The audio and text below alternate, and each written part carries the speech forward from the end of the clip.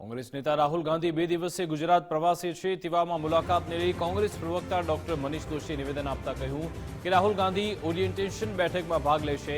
એઆઈસીસીના 43 અને પીસીસીના 183 લોકો બેઠકમાં હાજર રહેશે। જિલ્લા મુજબ 5 સભ્યોની ટીમને કામે લગાવી દેવાઈ છે। 45 દિવસમાં જિલ્લા પ્રમુખની નિમણૂક પૂર્ણ થશે। આવતીકાલે પણ મોડાસા ખાતે રાહુલ ગાંધી હાજર રહેવાના છે। કોંગ્રેસના સંગઠન સર્જન અભિયાનની શરૂઆત થશે। મુકુલ વાસનિકજીની અધ્યક્ષતામાં એક કમિટી નિમાઈ છે સંગઠન સર્જન અભિયાન માટેની, અને ગુજરાતના પ્રભારી મુકુલજી છે ત્યારે આ શરૂઆત ગુજરાતથી કરવાનો નિર્ણય કર્યો। અને રાહુલજીએ જે જાહેરાત કરેલી હતી એ પ્રમાણે ફરી વખત અચાનક આપ સૌ જાણો છો કે અધિવેશન હજુ તો હમણાં પત્યું, એનો થાક ઘણા લોકોને જે લાગ્યો હોય ઉતર્યો પણ નહીં હોય, ત્યારે રાહુલજી ફરી વખત આજે અહીંયા ગુજરાત આવી રહ્યા છે।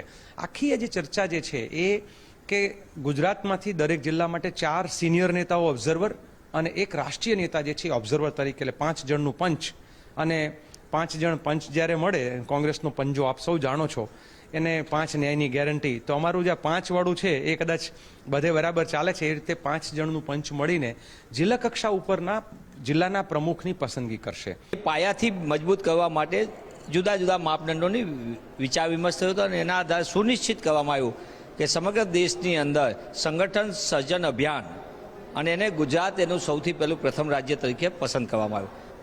ભારતીય રાષ્ટ્રીય કોંગ્રેસના ગુજરાતના એક કાર્યકર્તા તરીકે ગર્વની વાત છે કે ગુજરાત કોંગ્રેસના સંગઠન માટે રાષ્ટ્રીય નેતૃત્વએ મહત્ત્વ આપીને ગુજરાતને પણ એક નવી તક આપી છે।